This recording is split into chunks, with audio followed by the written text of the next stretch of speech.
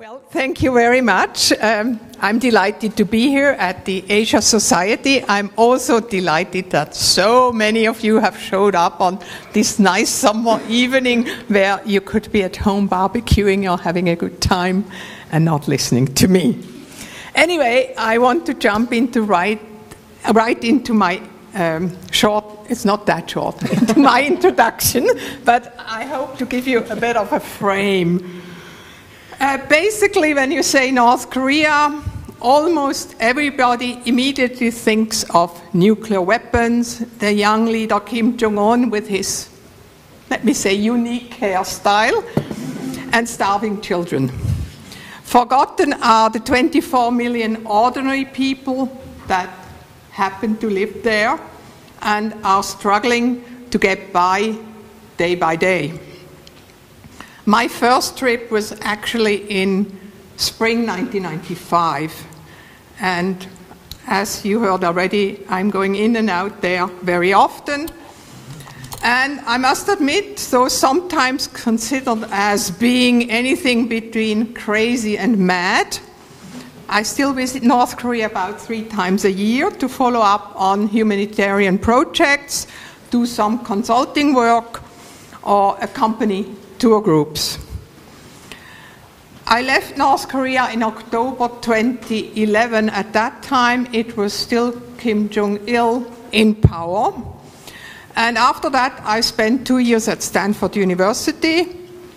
And after that, in 2015, I started a small non-governmental organization in Hong Kong. That was not an easy decision, but because there are only a small number of international aid community actors there, I felt it was worthwhile to stay involved, use the expertise I have and the knowledge I gained through the many years I worked for Caritas and also for the Swiss government, and to continue deepening relationships and trust with the North Korean counterparts. Today, my organization works closely with a semi-governmental organization in North Korea, and we support mainly children and people with disabilities. And I'm sure we talk about that later on.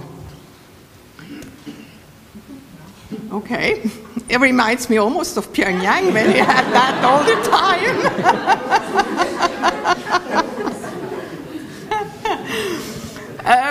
Well, as you know, for the past few weeks, Korea has been in the news day by day. And the historic meeting between President Moon from South Korea and North Korean leader Kim Jong-un will took place on the 27th of April. I was there at the end of March, and most North Koreans I had met at that time had no or almost no knowledge about the North-South rapprochement. By now, it has been made public, my colleagues tell me. But plans for a possible, I still say possible, Trump-Kim meeting had at that time also not heard of. I don't know what has changed in the meantime, but I wouldn't be surprised if ordinary North Koreans don't know. Information remains still very controlled.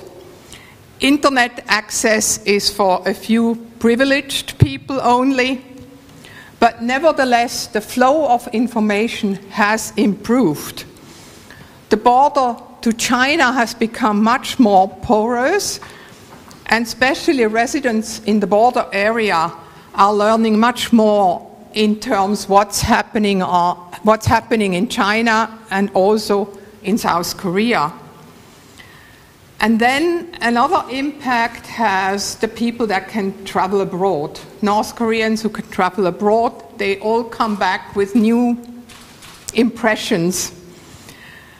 And of course, that is widely discussed at home or in the beer halls in the evening. I also believe tourists bring in knowledge bring in change.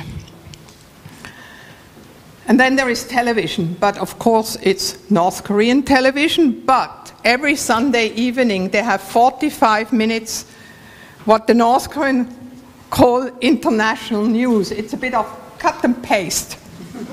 But it's probably the program that is watched by more people than any program otherwise. I was, for example, stunned when all of a sudden the North Koreans started asking me, why are the glaciers shrinking in Switzerland? Well, I had no idea. The Sunday night before it had been on television. So you have those little surprises. But talking politics is not something a North Korean does with a foreigner. But they like to hear about our countries, how we live, what we do, where we travel. Or sports is another good topic to talk about. There is definitely a hunger for information. Learning how the broader world functions has increased among the North Koreans with whom I work. And that is quite a significant change. But life in North Korea for the average person is tough.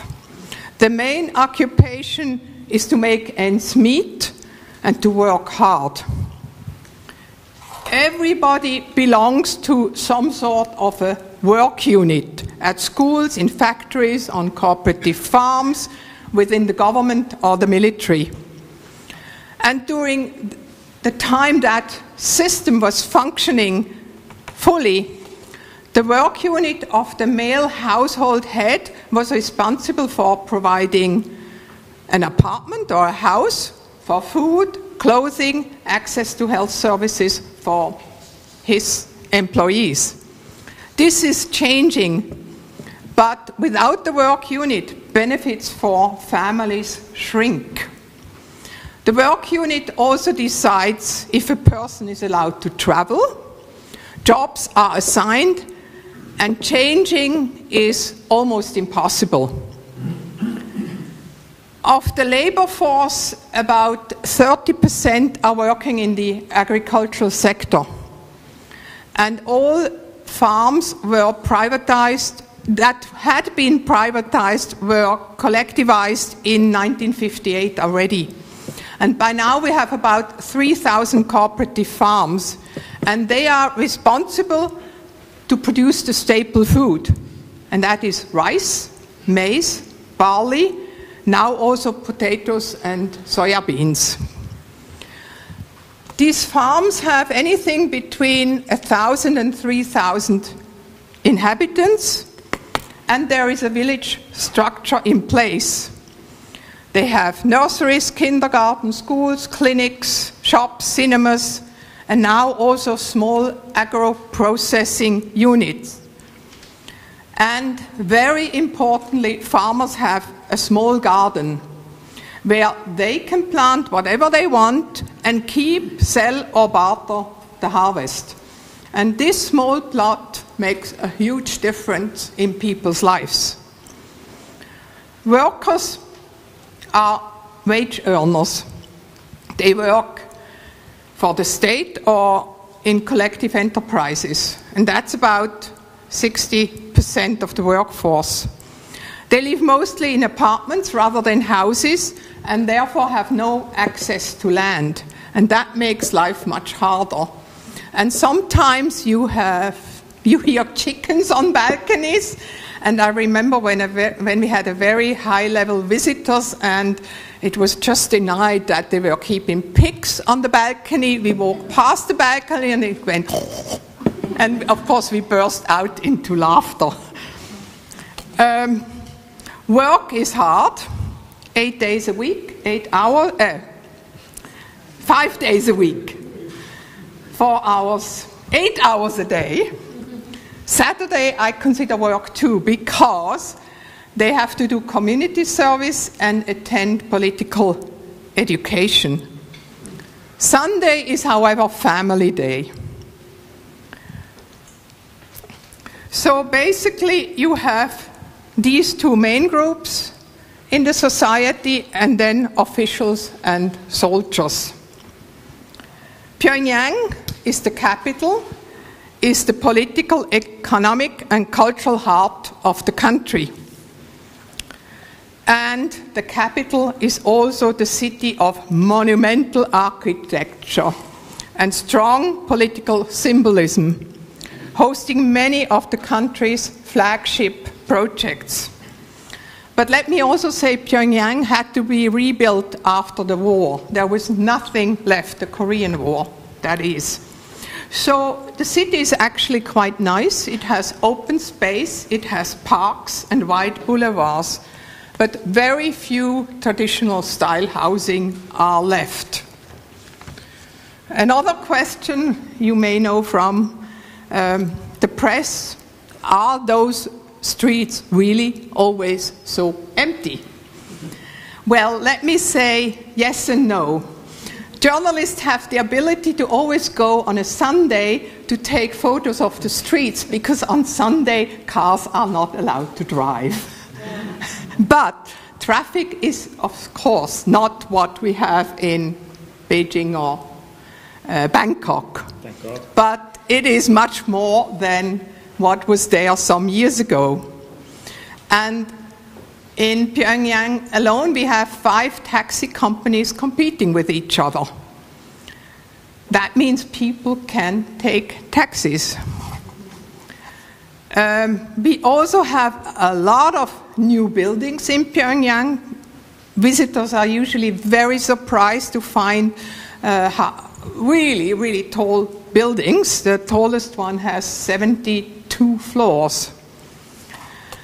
And then people are using mobile phones nowadays. Girls are wearing more modern clothing. High heels are in fashion. And there are also many new restaurants. And those with some money like to go out and eat out. What is also striking, especially when you come from Beijing, is that there's no advertisements in North Korea. The first commercial billboard for locally produced cars appeared in 2004. And as of today, there are only few of these billboards. Otherwise, the strong propaganda posters provide for the bright colors. And during the famine years, which were horrible years, you would hardly see any children outdoors. Now, they are having a good time playing in already existing playgrounds. Many were built during the Kim Jong-un years. And more recently, I've also seen in 2 provincial cities huge trampolines installed, and the children are really using these. Family life, very important. And then most people think North Korea has to be a very grim country. That's not true. North Koreans love to party, to organize picnics, to sing and dance, and to have a good time. And they all can sing. How quickly had I to learn my 2 Swiss songs? Very embarrassing. Card games or fishing is popular. Youngsters in Pyongyang go roller skating or play frisbee. Beer drinking is for men only. And then, of course, sports, football, ping pong, to name a few. And North Koreans like music, also classical music, and many can play an instrument. And the Pyongyang Symphony Orchestra has given some great concerts. I remember one where we also had a Swiss piano players visiting us. And then every 2 years there is the International Film Festival, a very popular event, especially for youngsters. When I was there at SDC, we always participated with 1 or 2 Swiss films, and I spent hours trying to find the right one, which they would understand. Of course, it's not a happy picture everywhere. Also, overall, I am of the opinion that the situation in the country has improved, modestly in recent years. That said, the longer the sanctions last, the greater the impact will be felt by ordinary people. It is a downward chain to the poor. And sanctions should, in reality, not harm those who have already a very hard life. And they should also not harm non-governmental organizations or the UN, basically humanitarian aid. But I can tell you we have a lot of problems, which I don't want to go into here right now. So what are the main difficulties today? North Korea is still a poor country. There is continued food insecurity, energy shortage, water and sanitation problems, health issues, and a dilapidated infrastructure. Aid is still needed if we aim at improving the well-being of the North Korean people, and if we want to contribute to opening and developing the country and give the poor also a chance. Peace, stability, and prosperity on the Korean Peninsula, I would say even in Northeast Asia, is an aim worth working for. We need to build bridges and not walls. And with that, I close now and hand over to Nico. Thank you. Thank you very, very much.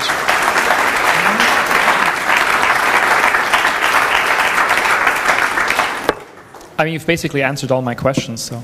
I don't think so, knowing you. I don't think so. No, but I think this was great because, again, it's so easy to forget how complex life is in any place in the world, including North Korea, and that just happens to be a country where we have an incredibly sort of skewed view of, because also information flow is a little bit restricted. You said something, I think it was a few years ago at, incidentally, another Asia Society event in San Francisco, and you said that the changes in North Korea could be sort of summarized by the 6 M's. And they are markets, money, mobile phones, motor cars, middle class, and mindset. And I see kind of how you added the M to the cars. Elegantly done. But I think that's a really nice, it's a really nice summary. Also shows you how that change is actually fairly broad. So let's maybe, you mentioned many of these already, so let's maybe just deepen a little bit that and start with the markets and the money. And there's one thing that you mentioned before, you already mentioned it at lunch, and kind of bumped on that. You said there are 5 taxi companies in Pyongyang and they're competing with each other. And so the word I was kind of like struck by is the competing. So if they're all owned by the government, how will they compete?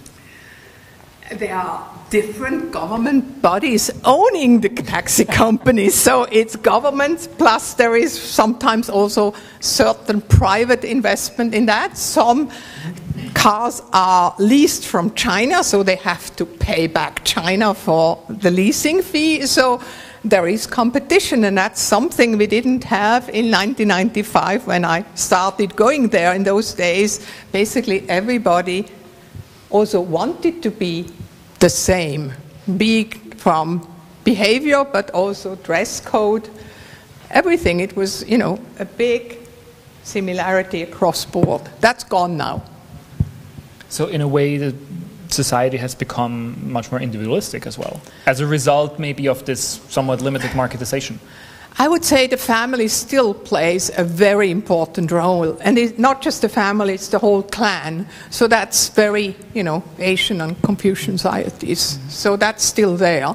But there is more individualism now than there was before. And also money plays a role now, which didn't play much a role some 12 years ago or 10 years ago. And I'll give you an example. I would ask my colleagues, so how much is a pair of shoes? So that I had some idea, and he would look at me and say, I don't know. And I thought, he doesn't want to tell me. Until I figured out he has no idea, because the work unit has distributed the shoes. that's all gone. Nowadays, people know exactly what things cost because there are markets and they have also dreams of buying stuff there, which is a bit different from the stuff that is handed out by the government. You also mentioned mobile phones, but then also said, and I think that's an important, it's almost impossible, I think, for us to imagine how there can be a mobile phone that doesn't have internet. But you might remember those, they existed not too long ago. So how have mobile phones without internet access, just the sheer, like, simple, old, I guess, like, are they North Korean made, by the way, the mobile phones? Chinese made. So how have those changed, how have changed daily life society, how have they made it easier to live if there's no, it's apparently not about information access because they still can't access outside information through the mobile phones, or not easily. What it has done is that it has improved the communication within the North Korean society. Before, it was very difficult to perhaps speak to your family members who live on the other side of the country.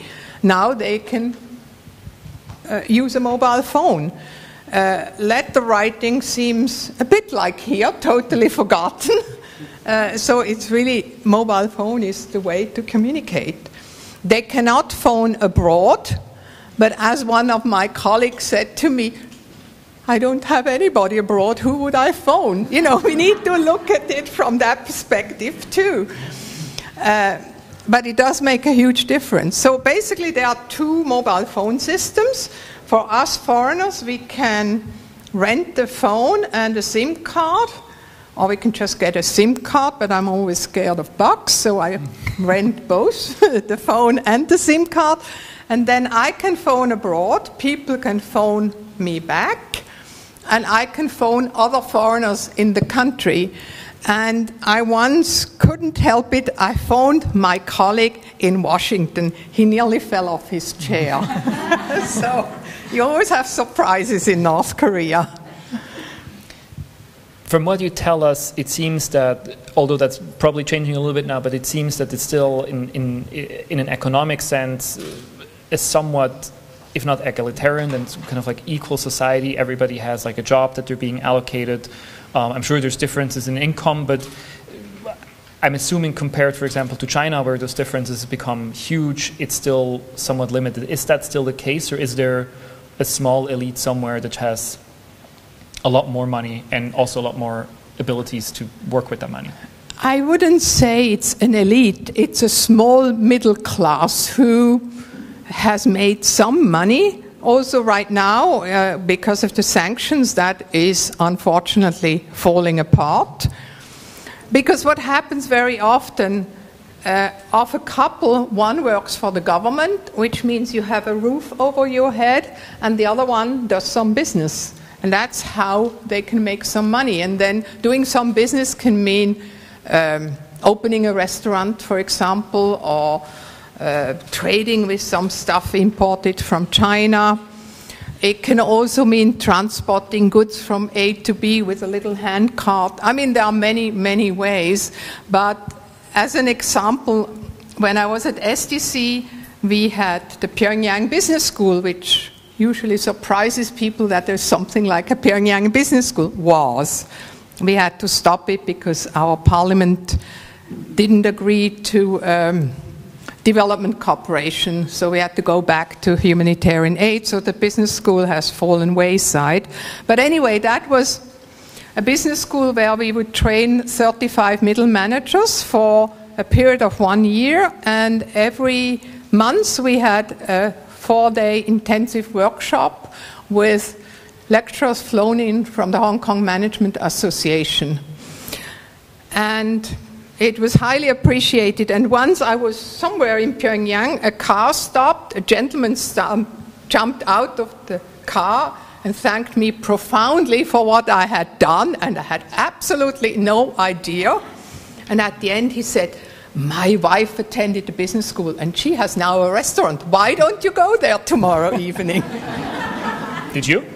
Of course I did, yes. I have to find out what's going on. You mentioned the middle class, of course, and it seems to me that when a middle class emerges in a country, in a society, they're not only doing better economically, that also change a little bit the ambitions that they have in life. So what are the North Koreans' emerging middle class ambitions and dreams? What is considered a good, successful middle class life? I think we are not yet there. It's really, I can earn some money, and I can buy perhaps nicer clothing for my kids, or I can take them out to an amusement park where they charge entrance. You know, it's not comparable with our middle class, but it's certainly different to what it used to be. And that's where actually my 6M come in, which I only added later, that I felt mindsets are changing. And that is particularly the case among the younger generation.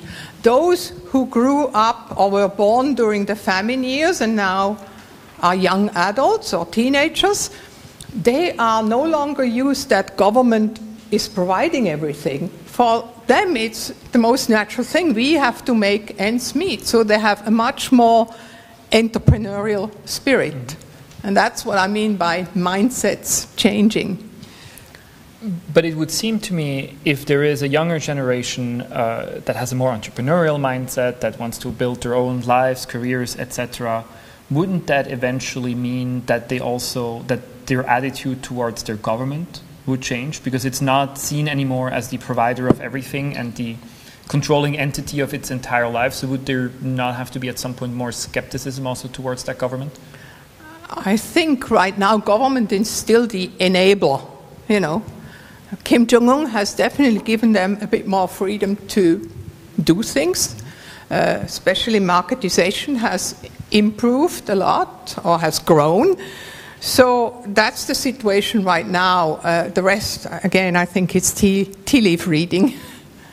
So, but what you're saying is, in a way, that the marketization, at least for now, has, to the extent that that's possible, improved the government's standing and reputation because people see their lives getting better. And while that's happening through marketization, they would still credit the government for that. I would say so, up to a certain point at least. But let me also say, and they would blame, rightly so, the sanctions, because right now it's much more difficult to do business, to import stuff from China, even to work for a humanitarian aid agency is more complicated because we don't get the stuff in anymore because we can't find a forwarder who is willing to deliver to Pyongyang. So, things have, instead of progressed, are gradually moving down, and I just hope the sanctions will not go on forever. The picture you're painting of life in North Korea, again, it seems like there's lots of change going on. It's still at a very early stage. Life is still not maybe very comfortable, but still there seems to be, from what you're telling us, from this evidence, circumstantial evidence, there is, in a way, on maybe a low-level economic improvement. Are there any reliable statistics that would back up that impression? Do we know actually how the North Korean economy is doing overall? Not necessarily. There is a lot of guesswork to that, and that's why people really ask us who live there, go there regularly, to be the boots on the ground, basically, and find out what's going on. But there is also a big difference between rural and urban areas. Urban areas are much more behind. And, farming is still done by hand with oxen. Right now, there is a petrol or diesel shortage. Spare parts can't come in. So in some areas, we are moving backwards. Would you say that the sort of pace of economic development over the last, let's say, 2 to 3 years, when there was also this very intense phase, it seems now, looking back, of nuclear buildup, did it have any impact? Did the economic development slow down? Did it increase? So what was sort of the more recent development? Is it a curve kind of like flattening, or is it actually going up? It was going up. I would say it's flattening, if not slowly dipping, because only during my last couple of trips I felt the sanctions were really having an impact. Before, I felt things were still moving forward. let's maybe move on. I think we've gotten now a very comprehensive and also very complex sort of view of how daily life is in North Korea, how it has changed, and of course the question is like what brought these changes into life? What were the factors that actually allowed these changes to happen? I think a lot of analysis usually focuses on outside external factors, whether that's China or whether it's South Korea or international development. But I want to start actually, and we've touched upon this a little bit already, I want to start with the effect that changes in government policy inside the country actually had. So you hinted at Kim Jong-un, like opening up a little bit. So can you tell us a little bit like what effect in the overall picture did conscious choices that the North Korean government made actually have on this sort of gradual development and opening up that we're seeing? The government still doesn't like to call it reforms, so I usually say changes, but it goes towards that direction. It actually started with some changes in the agricultural sector, and there I also realized even if there is a bit more freedom to do things, it doesn't necessarily mean that it's followed across the board. Some farm managers were much more afraid to bring about changes, and others felt, let's try it. So there's also a difference almost from farm to farm, how much they go or move forward. And then also factories have more freedom. They can hire people, they can set the salaries. Again, it's not across the board. Some rather cling to the old system because they feel more secure with that system. So it's a process that also takes time.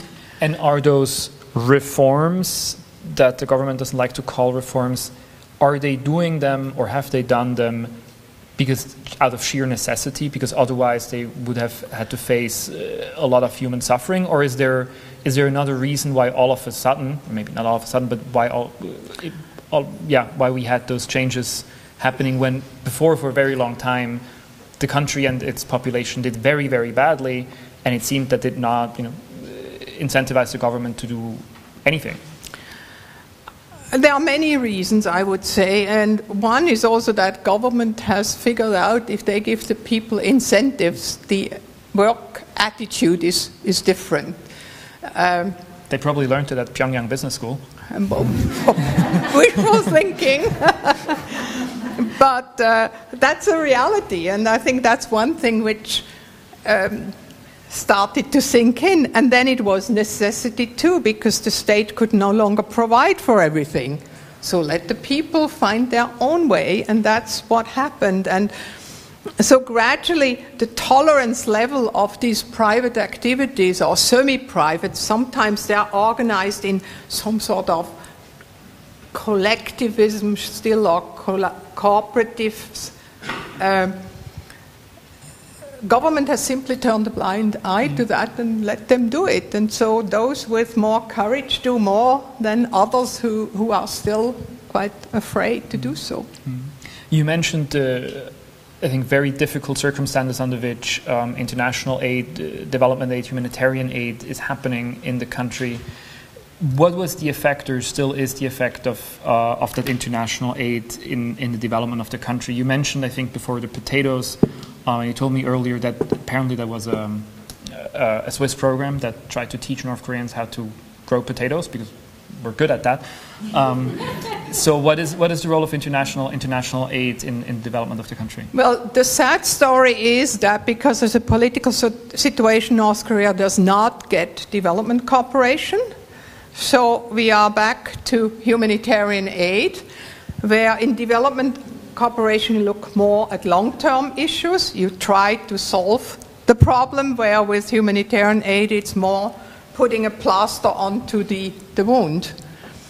The North Koreans would love development cooperation because they know that's the only way to move forward. So some of the projects today are what I would call hybrids, and I commend organizations who are trying to do that, because prevention is better than cure. But right now, aid is almost insignificant. I give you an example. 5 UN agencies and 5 NGOs ask for, I think it was around 120 million US dollars for a 1-year program. They got 40%. 40%. So it's a very tough decision then. Who do you cut out from aid that is very much needed? And that's what's happening right now. Donors are very reluctant to provide any aid, especially companies, because they don't want anywhere in their books the word North Korea appearing, because then sanctions kick in. So we depend a lot on private donors and the UN, of course, on the UN system. One actor in this, so I guess like the bigger North Korea question that usually is agreed that has played a big role is China. And of course, if there is trade going on between North Korea and any other country, it probably is almost exclusively with China.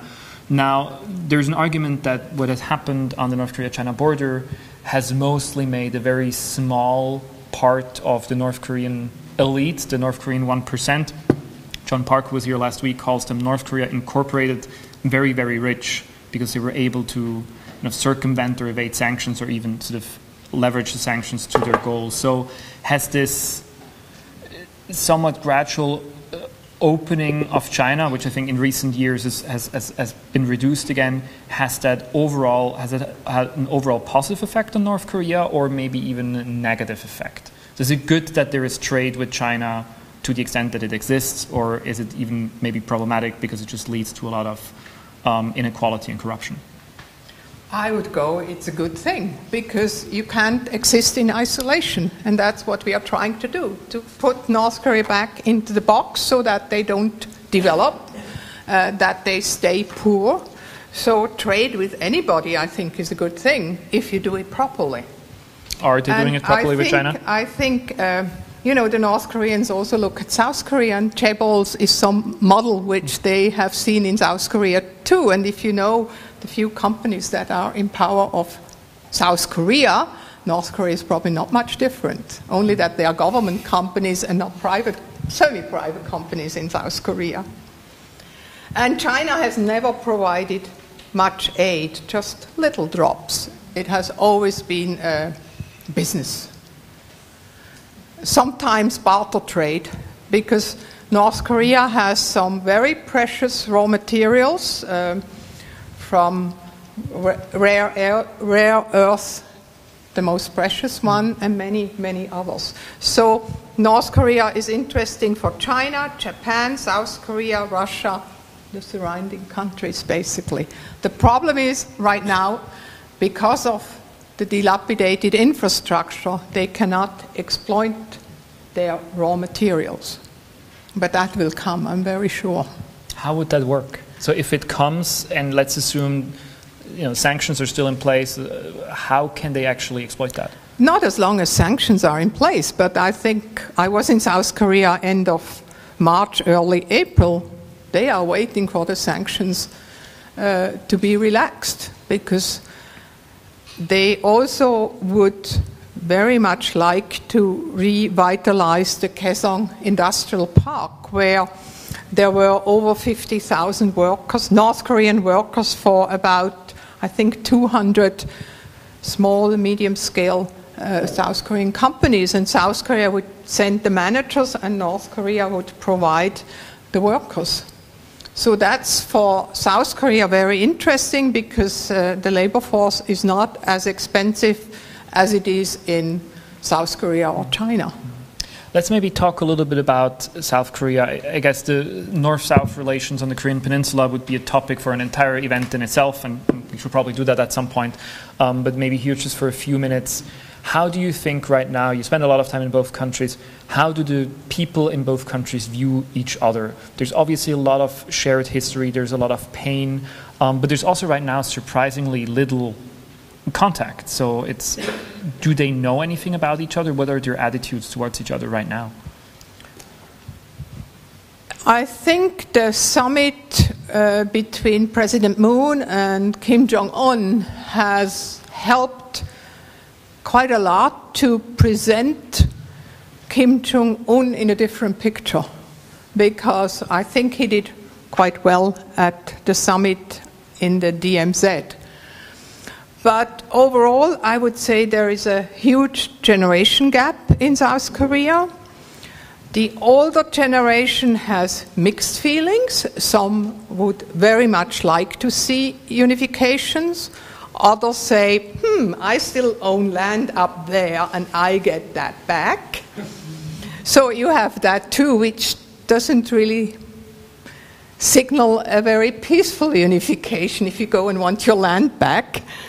And the younger generation, I do give lectures at universities in South Korea too, they say, if they let us in peace, we let them in peace. It's 70 years, I don't blame them. They know next to nothing about North Korea. Plus, there is also a very strong security law in South Korea. They are not allowed to to check websites about North Korea. And when I was teaching at Stanford, I taught a class or a course on North Korea, and I had quite a number of South Korean students. Did they love that, to get so much information? Were they happy if I could tell them, look at that web page? They could do it in Stanford, but not in their own country. So I think on both sides, a lot need to be changed if we want a peaceful unification. Personally, I think the two countries should aim at peaceful coexistence and gradually get to know each other. And then when both sides feel unification is the right thing, then go for it. But a quick unification, I would be deeply concerned, and not just because of the costs. Which is interesting. I think there was a story today or yesterday in the Nikkei Asian Review, and if I remember correctly, the costs, they were talking a lot about a possible unification, and the cost of a North-South Korea reunification were put at about $5 trillion. Which is quite a significant number, and I guess all the more reason why, if that is a process, it should be a long process. So you've talked about the South Korean kind of attitudes towards the North. What's the other side? Right now we're seeing kind of like a global wave of K-pop, which translates into a lot of South Korean soft power all of a sudden. Is that happening in the North as well? Is that kind of like the South Korean culture being perceived at all? Is it accessible? Accessible is another thing, but after some rapprochement, two concerts, one of which was a K-pop concert, was held in South Korea, in North Korea, in Pyongyang, and Kim Jong-un and his wife attended. That was quite a step, but that does not mean that everybody knows about K-pop, that everybody likes K-pop. One of my colleagues, actually quite angry, he said, they are singing our songs. Interesting remark. So to me it just signals how deep the gap is and how much work needs to be done. And that's why, you know, people-to-people contacts are so important. That's the only way that they learn to understand each other better.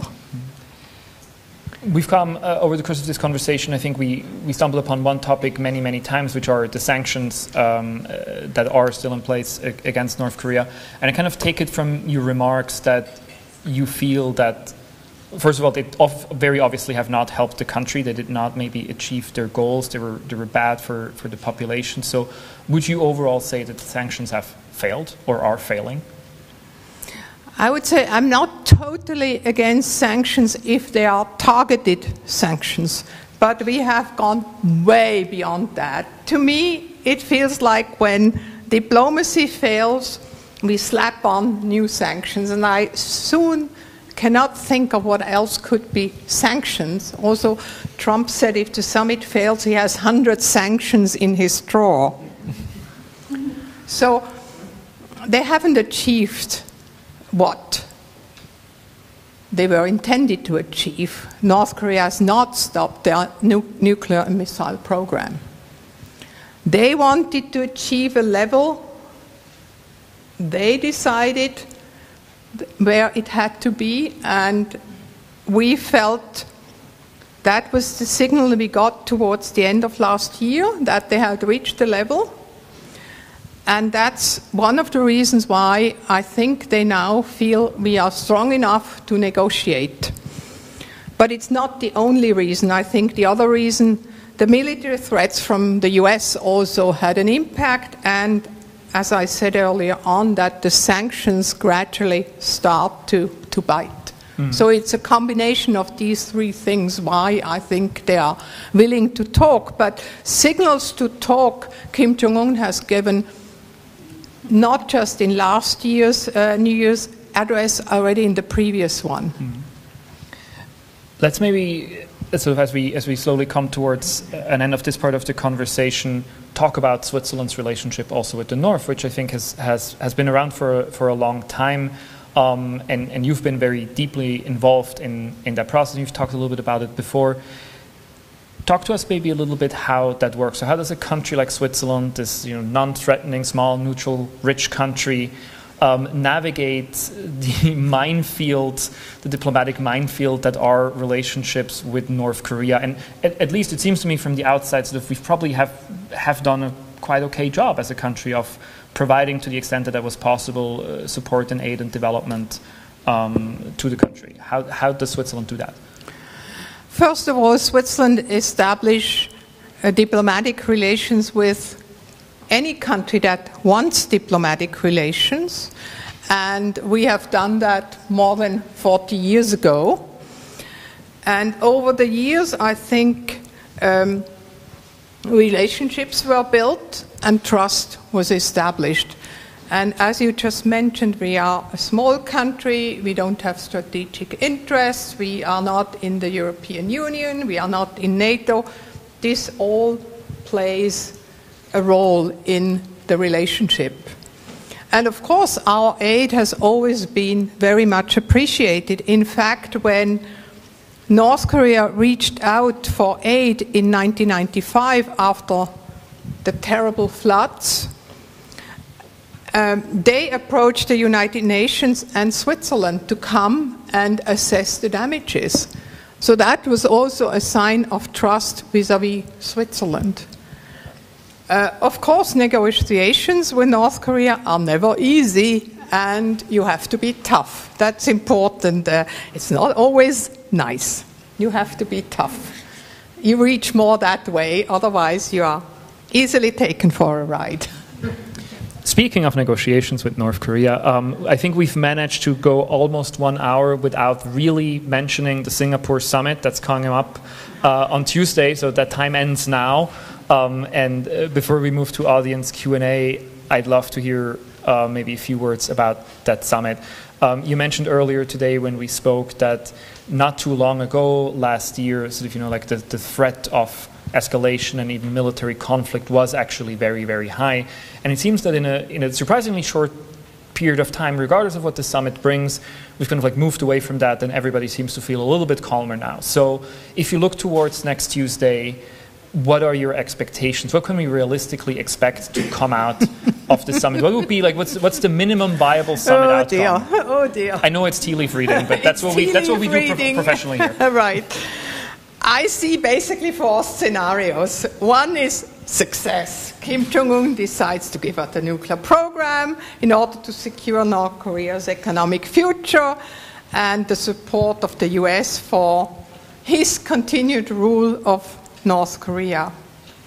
I don't think that will happen. I was about to ask, how many fractions of a percent probability would you give that scenario? I leave that to the audience. Okay, good. And then on the other spectrum, we have a failure or a breakdown. President Trump plays tough, threatens Kim Jong-un to either give up the nuclear weapons or there will be more sanctions, those 100 in his drawer, and more hardship for the North Korean people, and the risk that the regime is at stake. Kim Jong-un feels pushed around and says, that's not the way I want to be treated, does not agree. Trump blames Kim Jong-un for this wonderful offer he has made. Kim Kim Jong-un withdraws. President Moon then tries to find a way resuming the dialogue between the two. Escalation grows. Bolton feels happy. Military option is back on the table. That's the worst case scenario. And then in between, I would say we have two. An outcome with some concrete steps. They agreed to denuclearization with some concrete steps. Perhaps that the atomic energy inspectors can go back in. That the production of nuclear weapons and missiles is halted. The US offers economic aid, some sanctions are lifted. The US opens a liaison office in Pyongyang. Well, that would be quite positive. But we could also have an inconclusive outcome. Trump and Kim agree that denuclearization is the final goal, but no decisions of specific future steps can be made. They agreed to stay in touch with negotiation teams from both sides, instructions to work on the details. It's presented in the world as the big success, and a long and difficult process starts. But even if we have that outcome, I'm happy, because the worst case scenario is really the military threat. And I must say President Moon, with his interactions, managed to get that, at least for the time being, off the table. Tea leaf reading, please.